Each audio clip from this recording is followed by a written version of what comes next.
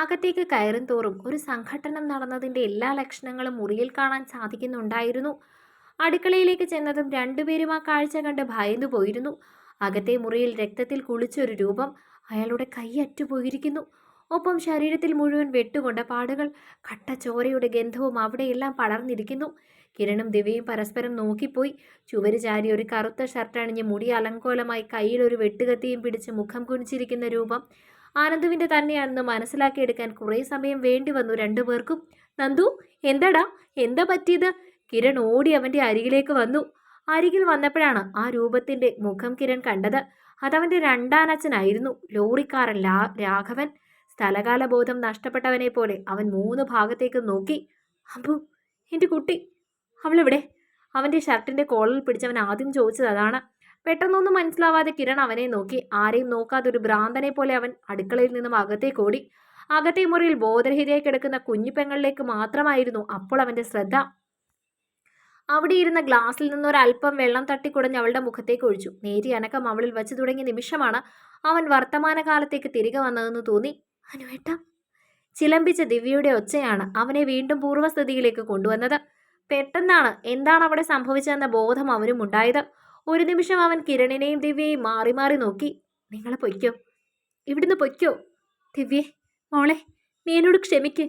നിന്നെ സ്വന്തമാക്കാൻ എനിക്ക് സാധിച്ചില്ല. നമുക്ക് ഒരുമിച്ചൊരു ജീവിതം വിധിച്ചിട്ടുണ്ടാവില്ല. ഇല്ലെങ്കിൽ ഈ അവസാന നിമിഷം ഇങ്ങനെ സംഭവിക്കില്ലല്ലോ. കിരണേ, നീ ഇവളെ എത്രയും പെട്ടെന്ന് വീട്ടിൽ കൊണ്ടാക്കണം. ഇല്ലെങ്കിൽ പിന്നെ ശരിയാവില്ല. പോലീസൊക്കെ വരും. അവനൊരു ഭ്രാന്തനെ പോലെ പുലമ്പി. അനുവേട്ടൻ എന്തൊക്കെയാ ഈ പറയുന്നത്? അവൻ്റെ ഷർട്ടിൻ്റെ കോളറിൽ പിടിച്ച് അവനെ നന്നായി ഉലച്ചുകൊണ്ട് അവൾ ചോദിച്ചു. ഒന്നും പറഞ്ഞ് നിൽക്കാൻ സമയമില്ല, നീ ഇവിടുന്ന് പോ. അവൻ ആക്രോശിച്ചു. ഞാൻ എങ്ങും പോവില്ല. ഇങ്ങനെ ഒരു അവസ്ഥയിൽ ഒറ്റയ്ക്കാക്കിയിട്ട് ഞാനിവിടുന്ന് എങ്ങോട്ടും പോവില്ല. എന്താ സംഭവിച്ചത്? എന്നോട് പറ, അവൾ ചോദിച്ചു. അമ്മ ഗുരുവായൂർക്ക് കൊണ്ടുവിട്ടതിന് ശേഷം മൊബൈൽ മറന്നതുകൊണ്ടാണ് ഞാൻ തിരികെ ഇങ്ങോട്ട് വന്നത്.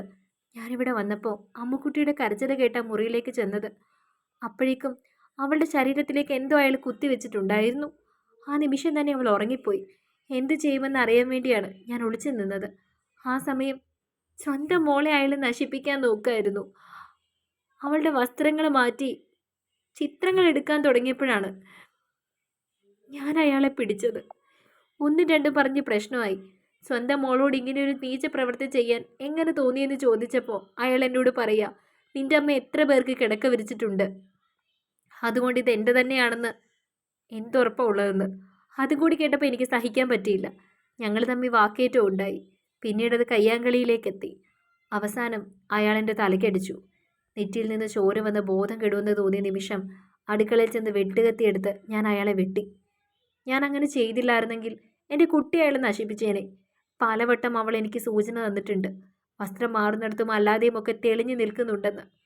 അപ്പോഴൊക്കെ എനിക്കൊരു വിശ്വാസം ഉണ്ടായിരുന്നു, എന്നോട് കാണിക്കുന്ന പോലെയല്ലല്ലോ, അവളോട് ഒരിക്കലും അയാൾ മോശമായ രീതിയിൽ ഇടപെടുകയില്ലെന്ന്.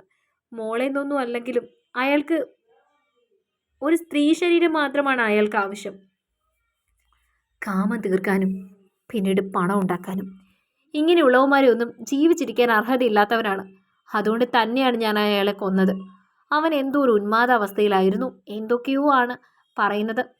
ഈ അനുവേട്ടിന് ട്രെയിനിങ്ങിന് ജോയിൻ ചെയ്യാൻ പറ്റൂ? അനുവേട്ടിൻ്റെ ഭാവി പോയില്ലേ? അവൾ കുഞ്ഞുങ്ങളെ പോലെ കരഞ്ഞു. പോയി. എന്നെപ്പോലുള്ളവർക്ക് ഇതൊന്നും പറഞ്ഞിട്ടില്ല. എൻ്റെ ഭാവി ഏതെങ്കിലും ജയിലിൽ ഒടുങ്ങാനാണ് വിധി. അതാ ഇങ്ങനെ തന്നെ സംഭവിച്ചത്. തെറ്റുപറ്റിയത് നിനക്കാണ്. എന്നെപ്പോലെ ഒരുത്തനെ നീ സ്നേഹിക്കാൻ പാടില്ലായിരുന്നു. ഇനി നിന്റെ കണ്ണുനീരിൻ്റെ ശാപം കൂടി ഈ ജന്മം ഞാൻ ഏറ്റുവാങ്ങണ്ടേ? മറന്നേക്കണം എന്നെ, നീ മറന്നേക്കണം. ഇനി നിന്റെ ജീവിതത്തിൽ ഞാനില്ല. ഞാൻ കാരണം നിനക്ക് വിഷമങ്ങളേ ഉണ്ടായിട്ടുള്ളൂ. പഠിച്ച് നല്ല കുട്ടിയായി നല്ലൊരു ജോലി വാങ്ങണം. ഞാൻ ജയിലിലേക്ക് പോയി കഴിയുമ്പോൾ നിന്റെ കല്യാണമൊന്നും അച്ഛൻ നടത്തില്ല. എന്നെക്കുറിച്ച് പിന്നെ പേടി വേണ്ടല്ലോ. ഈ തെമ്മാടി ചെക്കനെക്കുറിച്ച് ആലോചിക്കാതെ ഭദ്രമായിട്ട് മകളുടെ ഭാവി നിന്റെ അച്ഛൻ സുരക്ഷിതമാക്കിക്കോളും. എന്നെ മറന്നേക്ക്. ഇനിയൊരു ജന്മം ഉണ്ടെങ്കിൽ നമുക്ക് ഒരുമിക്കാമെന്ന് മാത്രമേ എനിക്ക് പറയാൻ കഴിയൂ. ആ ജന്മത്തിൽ അനന്തു ഇങ്ങനെയൊരു തെമ്മാടിയായി ജനിക്കാതിരിക്കട്ടെ. ചിലർക്ക് തലയിൽ വരച്ചു വിടുന്നത് ഇങ്ങനെയാണ്. അത് മാറ്റാൻ ആർക്കും പറ്റില്ല. അവൻ കരഞ്ഞുപോയി. എന്തൊക്കെയാ നീ പറയുന്നത്? കിരണും കരഞ്ഞു പോയിരുന്നു. നിങ്ങളിവിടെ നിൽക്കണ്ട, ഇത് ഞാൻ മാത്രമേ അറിഞ്ഞിട്ടുള്ളൂ. ഞാൻ മാത്രം അറിഞ്ഞാൽ മതി. അവൾക്ക് ബോധമില്ല. അവൾ ഉണർന്നു വരുമ്പോഴേക്കും പോലീസ് വരും. നിങ്ങൾ പൊയ്ക്കോ, നിങ്ങൾ ഇതിൽ പെടണ്ട, അവൻ പറഞ്ഞു. പോലീസ് വരുമെന്ന് നിനക്കെന്താ ഉറപ്പ്? ആരും അറിഞ്ഞിട്ടില്ലല്ലോ. നമുക്ക് എങ്ങനെയെങ്കിലും ഈ ബോഡി ഇവിടുന്ന് മാറ്റാം. ഇല്ലടാ, അപ്പുറത്തുള്ള ആരൊക്കെയോ എന്തൊക്കെയോ കേട്ടിട്ടുണ്ട്. അപ്പുറത്തെ സുധാകരൻ വന്ന് നോക്കിയിരുന്നു. ഇയാളെ രക്തത്തിൽ കിടക്കുന്ന കണ്ടിട്ട് അയാൾ ഓടിപ്പോയത്. മരവിച്ചൊരവസ്ഥയിലായിരുന്നു ദിവ്യ. ഉള്ളം കൈയിൽ നിന്നും ജീവിതം ചോർന്നു പോകുന്നത് അവൾ അറിഞ്ഞു.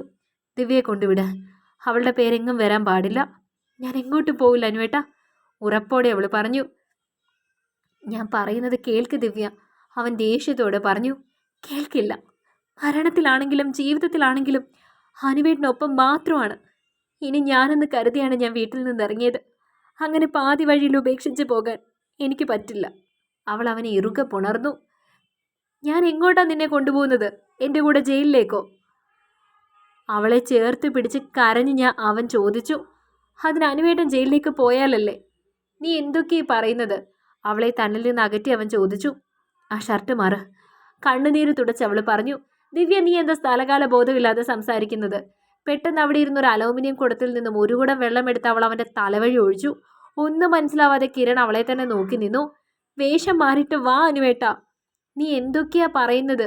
ഞാൻ പറഞ്ഞത് കേട്ടില്ലെങ്കിൽ ഈ നിമിഷം നിങ്ങളുടെ മുൻപിൽ കിടന്ന് ഞാൻ മരിക്കും. എല്ലാം നഷ്ടപ്പെട്ട് നിൽക്കുകയാണ് ഞാൻ. ഇനി എൻ്റെ മുൻപിൽ മരണമല്ലാതെ മറ്റൊന്നുമില്ല.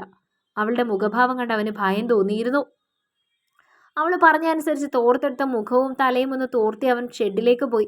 ഒരു കൈലിയും മറ്റൊരു ഷർട്ടും അണിഞ്ഞ് തിരികെ വന്നപ്പോൾ കണ്ട കാഴ്ച അവനെ നടുക്കുന്നതായിരുന്നു. ചിതറിത്തെറിച്ച ചോരയിൽ തൻ്റെ ഷോള് മുക്കിയെടുത്തുകൊണ്ട് കഴുത്തിലും വസ്ത്രങ്ങളിലും ചോര തേക്കുന്ന ദിവ്യയാണ് അവൻ കണ്ടത്. ഒരു നിമിഷം കിരണിനും ഭയം തോന്നിയിരുന്നു. നീ എന്തേ കാണിക്കുന്നത്? കിരൺ മനസ്സിലാവാതെ അവളുടെ മുഖത്തേക്ക് നോക്കി ചോദിച്ചു. ശവത്തിനരികിൽ കിടന്ന വെട്ടരിവാൾ കയ്യിലേക്ക് പിടിച്ചതിനു ശേഷം രണ്ടുപേരുടെയും മുഖത്തേക്ക് നോക്കി ദിവ്യ പറഞ്ഞു. അയാളെ കൊന്നത് ഞാനാണ്. ദിവ്യ! ദേഷ്യത്തോടെയാണ് അനന്തു അവളെ വിളിച്ചത്. അലറണ്ട, ഇതെന്റെ തീരുമാനമാണ്. എന്നോടൊപ്പം നിന്നില്ലെങ്കിൽ ഇനി എൻ്റെ മുൻപിൽ മരണം മാത്രമേ ഉള്ളൂ. മറ്റൊരു മാർഗമായി. ഞാനും അനുവേട്ടനും തമ്മിൽ ഇഷ്ടത്തിലായിരുന്നു. എൻ്റെ വീട്ടിൽ സമ്മതിക്കാത്തത് കൊണ്ട് എന്നെ അനുവേട്ടൻ ഇവിടേക്ക് വിളിച്ചുകൊണ്ട് വന്നു.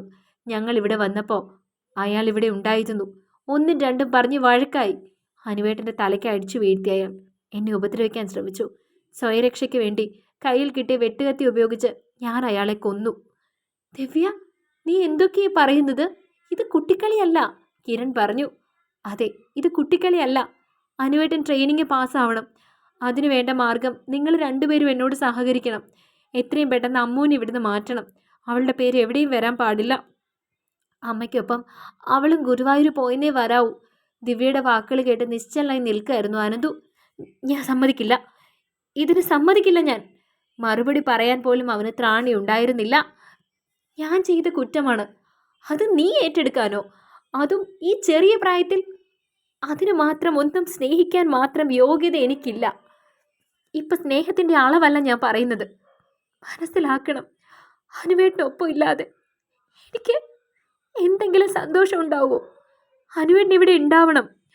ഒരു പെൺകുട്ടിക്ക് നിയമത്തിൽ നിന്ന് ലഭിക്കുന്ന പരിരക്ഷ ആണിന് കിട്ടുന്നതും തമ്മിൽ വ്യത്യാസമുണ്ട്. നമ്മളിൽ ആര് പോയാലാണ് പെട്ടെന്ന് തിരിച്ചു വരാൻ പറ്റുന്നതെന്നല്ലേ നോക്കേണ്ടത്? അവൾ ഉറപ്പിച്ച പോലെ പറഞ്ഞു. ഒരു ജീവിതമല്ലേടി പോകുന്നേ? അവൻ കരഞ്ഞു പോയിരുന്നു. അവൻ്റെ വാക്കുകളിലെ ആ ഇടർച്ച വ്യക്തമായിരുന്നു. സ്വയം മറന്നവൻ അവളെ ഗാഠമായി പുണർന്നു. എന്തിനാണ് ഈ പെണ്ണ് തന്നെ ഇങ്ങനെ സ്നേഹിക്കുന്നതെന്നാണ് അവൻ ചിന്തിച്ചത്. ഇത്രമാത്രം തനിക്ക് വേണ്ടി ജീവിതം ത്യജിക്കാനും മാത്രം എന്താണ് താൻ അവൾക്ക് പകരം നൽകിയിട്ടുള്ളത്? സ്നേഹത്തോടെ ഒരു നോട്ടമോ ഒരു തലോടലോ പോലും നൽകിയിട്ടില്ല. എപ്പോഴും അവഗണിച്ചിട്ടേ ഉണ്ടായിരുന്നുള്ളൂ. സ്നേഹിക്കാൻ തുടങ്ങിയിട്ടേ ഉള്ളൂ. അപ്പോഴേക്കും വിധി മറ്റൊരു നാടകവും ഒരുക്കി കഴിഞ്ഞു. വേണ്ട മോളെ, നിന്റെ ജീവിതം അതെനിക്ക് വേണ്ടി. അവൻ കരഞ്ഞു. അങ്ങനെ ചിന്തിക്കണ്ട. നമുക്ക് രണ്ടുപേർക്കും വേണ്ടിയാണ് അനുവേട്ട, നമുക്ക് വേണ്ടി മാത്രം. അനുവേട്ടൻ ഇത്രയും കാലം സ്വപ്നം കണ്ടിട്ടത് നടക്കാതെ പോകരുത്. ജോലി മേടിക്കണം അനുവേട്ട, പഠിച്ച് ജോലി വാങ്ങണം. ഞാൻ പുറത്തിറങ്ങുമ്പോൾ കാക്കി യൂണിഫോമിലായിരിക്കണം. എവിടെയാണെങ്കിലും എൻ്റെ മനസ്സിലെന്നും അനുവേട്ടനുണ്ടാവും. എത്ര കാലം ശിക്ഷ കിട്ടിയാലും പുറത്തിറങ്ങുമ്പോൾ നമ്മൾ ഒരുമിച്ചൊരു ജീവിതം ഉണ്ടല്ലോ എന്നുള്ള സമാധാനം എനിക്കുണ്ടാവും. പക്ഷെ അനുവേട്ടൻ പോയാൽ പിന്നെ നമുക്ക് എന്ത് പ്രതീക്ഷയാണുള്ളത്? പിന്നെ എന്തെങ്കിലും എല്ലാവരുടെയും സമ്മതത്തോടെ നമുക്ക് ഒരുമിക്കാൻ പറ്റുമോ? അനന്തു എന്തായാലും സംഭവിക്കാൻ പാടില്ലാത്ത ഒക്കെ സംഭവിച്ചു. ദിവ്യ പറയുന്നത് തന്നെയാണ് ശരിയെന്ന എനിക്ക് തോന്നുന്നത്. കിരൺ അവൻ്റെ മുഖത്തേക്ക് നോക്കി പറഞ്ഞു. നീ എന്താ ഈ പറയുന്നത്? ഇത് നിസ്സാരമായ കുറ്റമല്ല, കൊലപാതകമാണ്. ഇത് നിസ്സാരമല്ല. അത് തന്നെയാണ് ഞാൻ പറഞ്ഞത്. ദിവ്യ പറഞ്ഞതുപോലെ പ്രതിഭാഗത്ത് നിൽക്കുന്നത് ഒരു പെൺകുട്ടിയാകുമ്പോൾ, പ്രത്യേകിച്ച് അവൾ സ്വയരക്ഷയെ കരുതിയാണത് ചെയ്തതെന്നാവുമ്പോൾ അതിന് ശിക്ഷ കുറവായിരിക്കും. ഈ ലോകം മുഴുവൻ അവൾക്കൊപ്പം നിൽക്കും. മറിച്ച് പ്രതിസ്ഥാനത്ത് നിൽക്കുന്നത് നീയാണെങ്കിൽ നിന്നെ കുറ്റപ്പെടുത്താൻ എത്തുന്നവരായിരിക്കും മുൻപിൽ. കൂടെ പിറന്നവൾക്ക് വേണ്ടി നീ ചെയ്തതാണെന്ന് പറഞ്ഞാൽ അവളുടെ കൂടെ ഭാവി പോകുമെന്നല്ലാതെ മറ്റ് ഗുണങ്ങളൊന്നും ഉണ്ടാവില്ല. അനന്തു, മാധ്യമങ്ങളും സമൂഹവും ആ കുട്ടിയെ കൂടി വലിച്ചു കീറും. കിരൺ ചേട്ടൻ പറയുന്നത് കേൾക്കാനുവേട്ട, അവൾ കെഞ്ചിക്കൊണ്ട് പറഞ്ഞു. എന്തു മറുപടി പറയണമെന്ന് പോലും അറിയാത്ത അവസ്ഥയിലായിരുന്നു ആ നിമിഷം അനന്തു. അമൃത എത്രയും പെട്ടെന്ന് ഇവിടുന്ന് മാറ്റണം, ഇല്ലെങ്കിൽ അവളുടെ പേരുകൂടി വരും. പിന്നെ നമുക്കൊന്നും ചെയ്യാൻ പറ്റില്ല. വളരെ പക്വതയോടുകൂടി ദിവ്യ പറഞ്ഞു. ഒരു കാര്യം ചെയ്യാം, അമൃത എൻ്റെ വീട്ടിലേക്ക് മാറ്റാം. അമ്മയോട് ഞാൻ പറഞ്ഞോളാം, നീയും കൂടി വാ, നമുക്ക് രണ്ടുപേർക്കും കൂടി അവളെ വീട്ടിലേക്കാക്കാം. കിരൺ പറഞ്ഞു. സമയം കളയാതെ ചെല്ല്. അവൾ അവൻ്റെ മുഖത്തേക്ക് നോക്കി പറഞ്ഞു. അവളിൽ നിന്നും ദൃഷ്ടിയെടുക്കാതെ തന്നെ നിൽക്കുകയായിരുന്നു അനന്തു. ഞാൻ എങ്ങനെയാ നിന്നെ ഒറ്റയ്ക്കാക്കിയിട്ട് പോകാം? നിസ്സഹായതയോടെ അവൻ ചോദിച്ചു. എനിക്ക് പേടിയില്ല അനന്തു ഏട്ടാ. ആകെ നനഞ്ഞാൽ പിന്നെ എന്ത് കുളിര്? വേഗം ചെല്ല്. അവൾ പറഞ്ഞപ്പോൾ കിരൺ അവനെയും നിർബന്ധിച്ചു. മുറിയിലേക്ക് വന്ന് അർദ്ധമയക്കത്തിൽ കിടക്കുന്നവളെ രണ്ടുപേരും കൂടി താങ്ങിയാണ് എടുത്തത്. പുറത്തേക്ക് പോകുമ്പോഴും അനന്തുവിൻ്റെ കണ്ണുകൾ അവളിൽ തന്നെയായിരുന്നു. എന്തോ തീരുമാനിച്ചുറപ്പിച്ചതുപോലെയാണ് അവളുടെ മുഖം. ഒരു തുള്ളി കണ്ണുനീര് പോലും ആ മുഖത്തുനിന്ന് വീഴുന്നില്ല. തന്നെ അത്ഭുതപ്പെടുത്തി ഒരു പെണ്ണ്. സ്വന്തം ജീവിതം പോലും വേണ്ടെന്ന് വെച്ച് ഒരാൾക്ക് മറ്റൊരാളെ ഇങ്ങനെ സ്നേഹിക്കാൻ സാധിക്കുമോ? അതായിരുന്നു ആ നിമിഷം അവൻ്റെ മനസ്സിലൂടെ കടന്നുപോയത്. കിരണിൻ്റെ വീട്ടിലേക്ക് രണ്ടുപേരും അമൃതയുമായി വരുന്നത് കണ്ട് കിരണിൻ്റെ അമ്മയും ഒന്ന് ഭയന്നിരുന്നു. ഒടുവിൽ ചില കാര്യങ്ങൾ പറയാതെ ചിലത് മാത്രം കിരൺ ഇക്കാര്യത്തെക്കുറിച്ച് പറഞ്ഞ് അവരിൽ ഒരു അറിവ് പകർന്നു. അവരുടെ മുഖത്ത് മിന്നിമായുന്ന ഭാവങ്ങൾ കാണുമ്പോഴും അവൻ്റെ മനസ്സിൽ ദിവ്യ മാത്രമായിരുന്നു. സൈറനിട്ട് ഒരു പോലീസ് ജീപ്പ് അവിടേക്ക് പോകുന്നത് കേട്ടതോടെ അനന്തു ഭയത്തോടെ കിരണിനെ നോക്കി. അവൻ്റെ മുഖഭാവത്തിൽ തെളിഞ്ഞു നിന്ന വേദന മനസ്സിലാക്കാൻ സാധിക്കുമായിരുന്നു കിരണിന്. ഞാൻ പോവാ, അമ്മുവിനെ നോക്കിക്കോണേ. കിരണിൻ്റെ മുഖത്തേക്ക് നോക്കി അവൻ പറഞ്ഞു. നീ ഒറ്റയ്ക്ക് പോകണ്ട, ഞാനും കൂടി വരാം. ദിവ്യ പറഞ്ഞതിൽ മാറ്റങ്ങളൊന്നും ഉണ്ടാവരുത്. പോലീസിനെ കാണുമ്പോൾ ചാടിക്കയറി നീ കാര്യങ്ങളൊന്നും പറയരുത്. ഒന്നുകൂടി ഓർമ്മിപ്പിച്ച കിരണിനെ ആദ്യമായി കാണുന്നത് പോലെ അവൻ ഒന്ന് നോക്കി. വീടിന് മുറ്റത്തേക്ക് കിതച്ചെത്തിയപ്പോൾ ആളുകൾക്കിടയിൽ നിന്നും അടക്കം പറച്ചിലുകൾ അനന്തു കേട്ടിരുന്നു. ഇതാ വിശ്വനാഥൻ്റെ മോളല്ലേ? ആളുകൾ കുറച്ച് അടക്കം പറയുന്നത് കേട്ട് അവന് ദേഷ്യമാണ് തോന്നിയത്. കിത ചുമറത്തേക്ക് കയറുമ്പോൾ പോലീസ് ഉദ്യോഗസ്ഥനോട് സംസാരിക്കുന്ന ദിവ്യയുടെ സ്വരമാണ് അവൻ്റെ കാതുകളിൽ നിറഞ്ഞു നിന്നത്. നിങ്ങളെന്തിനാ ഇവിടെ വന്നത്? ഞാനൊരാളുമായി ഇഷ്ടത്തിലായിരുന്നു സർ. ഈ വീട്ടിലെ പയ്യനുമായിട്ടാണോ? അതെ സർ. എൻ്റെ വീട്ടിൽ സമ്മതിച്ചില്ല. പ്രശ്നമായപ്പോൾ ഞാൻ ഇറങ്ങി വന്നു. അനുവേട്ടൻ എന്നെയും കൊണ്ട് ഇവിടേക്ക് വന്നു. നിങ്ങൾ വരുമ്പോൾ ഇവിടെ ആരൊക്കെ ഉണ്ടായിരുന്നു? അനുവേട്ടൻ്റെ അച്ഛൻ മാത്രം. അതായത് ഈ മരിച്ചു കിടക്കുന്ന ആൾ അല്ലേ? എസ് ഐ ഒരിക്കൽ കൂടി ചോദിച്ചു. അതെ സർ. പിന്നെന്താ ഉണ്ടായത്? ഞങ്ങളെ അകത്തേക്ക് കയറ്റില്ല എന്ന് അച്ഛൻ പറഞ്ഞു. ഞങ്ങൾ തിണ്ണയിലിരുന്നപ്പോൾ കുറേ സമയം കഴിഞ്ഞ് കതക് തുറന്നു. അങ്ങനെ ഞങ്ങൾ അകത്ത് കയറി. ഇവിടുന്ന് പോകാമെന്ന് അനുവേട്ടൻ പറഞ്ഞു. കൂട്ടുകാരോട് പറഞ്ഞിട്ട് വരാമെന്ന് പറഞ്ഞു പോയി. കയ്യിൽ പണമില്ലാത്തതുകൊണ്ട് ഒരു സുഹൃത്തിൻ്റെ കയ്യിൽ നിന്ന് കുറച്ച് പണം വാങ്ങി ഓടി വരാമെന്ന് പറഞ്ഞ് അനുവേട്ടൻ പോയി. ആ സമയത്ത് ഞാൻ മുറിയിൽ നിൽക്കുകയായിരുന്നു. അപ്പോഴാണ് ഇയാൾ വന്ന് എന്നെ ഉപദ്രവിക്കാൻ ശ്രമിച്ചത്. ഉപദ്രവിക്കാൻ എന്ന് പറഞ്ഞാൽ നിങ്ങൾ ഇറക്കി വിടാൻ ശ്രമിച്ചതോ അതോ ശാരീരികമായിട്ട് കീഴ്പ്പെടുത്താൻ നോക്കുകയായിരുന്നോ? ശാരീരികമായി തന്നെ. അയാളുടെ കയ്യിൽ നിന്നും കുതറി ഞാൻ ഓടി പുറത്തേക്ക് ഇറങ്ങാൻ അനുവദിച്ചില്ല. അടുക്കളയിലേക്ക് ചെന്നപ്പോഴാണ് അവിടെ വെട്ടുകത്തി കണ്ടത്. പലതവണ ഞാൻ പറഞ്ഞു ഉപദ്രവിക്കല്ലെന്ന്. പിന്നെയും അടുത്ത് വന്നപ്പോൾ മറ്റു മാർഗങ്ങളൊന്നും ഉണ്ടായിരുന്നില്ല. അപ്പോൾ ഇയാളുടെ മകൻ ഇക്കാര്യം അറിഞ്ഞിട്ടില്ല? ഇല്ല, ഇതുവരെ തിരികെ വന്നിട്ടില്ല. അപ്പോൾ ഈ കൊലപാതകത്തിൽ അയാൾക്കൊരു പങ്കുമില്ല. നിങ്ങൾ ഒറ്റയ്ക്കാണിത് ചെയ്തത് അല്ലേ? അതെ സർ. ഇതിനെപ്പറ്റി ഒന്നും ഈ നിമിഷം വരെ അനുവേട്ടൻ അറിഞ്ഞിട്ടില്ല. അവളുടെ ആ വെളിപ്പെടുത്തൽ അവൻ നടുങ്ങിപ്പോയിരുന്നു. ഒരു രീതിയിലും തൻ്റെ പേര് എവിടെയും വരാതിരിക്കാൻ ശ്രദ്ധിച്ചാണ് അവൾ ഓരോ വാക്കുകളും പറയുന്നത്. അവൻ്റെ കണ്ണിൽ നിന്നും എത്ര നിയന്ത്രിച്ചിട്ടും കണ്ണുനീർ ധാരയായി ഒഴുകി. തുടരും. അടുത്ത ഭാഗങ്ങൾക്ക് വേണ്ടി ചാനൽ സബ്സ്ക്രൈബ് ചെയ്യാൻ മറക്കല്ലേ.